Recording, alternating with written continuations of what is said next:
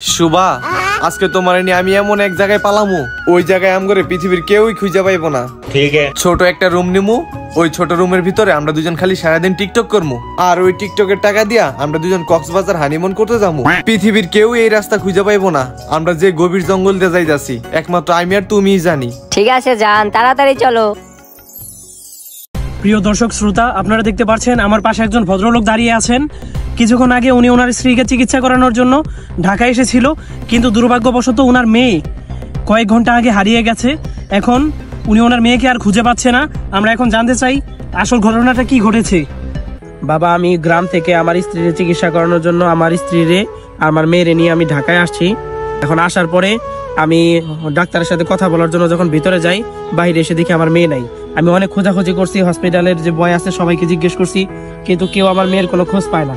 আমার মেয়ে অনেক পরহেজগার, অনেক দিনদার, সে মোবাইল বেশি টিপে না, স্কুলেও একা একা যায় না, আমার স্ত্রীর সাথে করে নিয়ে যায়। সে অনেক দিনদার, কোনো টিকটক করে না। এখন আমি আমার মেয়েরে খুঁজে পাইতেছি না। আমি সরকারের কাছে দাবি জানাই, দেশবাসীর কাছে দাবি জানাই আমার মেয়েরে যেন খুব তাড়াতাড়ি আমার কাছে ফিরে দেয়। আমার আর কোনো কিছু চাওয়ার নাই, আমার মেয়েরে খুঁজে পাইলে আমার সব কিছু হয়ে যাবে। প্রিয় দর্শক, আপনারা তো দেখতে পারলেন এই লোকটা কত কষ্টে আছে।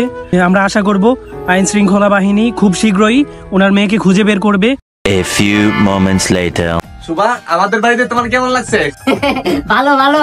হ্যাঁ, তোমাকে এখানে কেউ কিছু বলছে? না না না। তুমি কি তোমার বাবার সাথে কথা বলছো? হ্যাঁ, কথা বলছি। হ্যাঁ, তুমি কি তোমার বাবার সাথে কি কথা বলছো?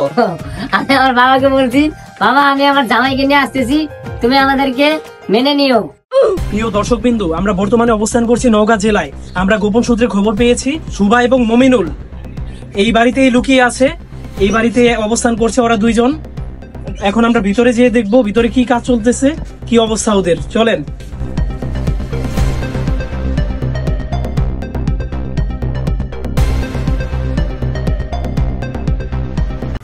কি ব্যাপার, তোমরা এখানে কি করছো আর তোমাদের পরিচয় কেমনে হইলো? টিকটক থেকে আমাদের পরিচয় হয়েছে। আর তোমরা এখানে আসছো কিভাবে?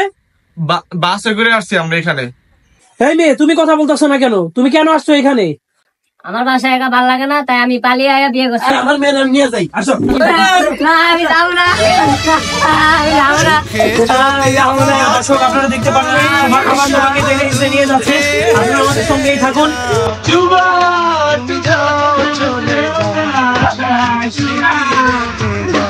প্রেমের সমাধি ভেঙে মনের শীতল ছিঁড়ে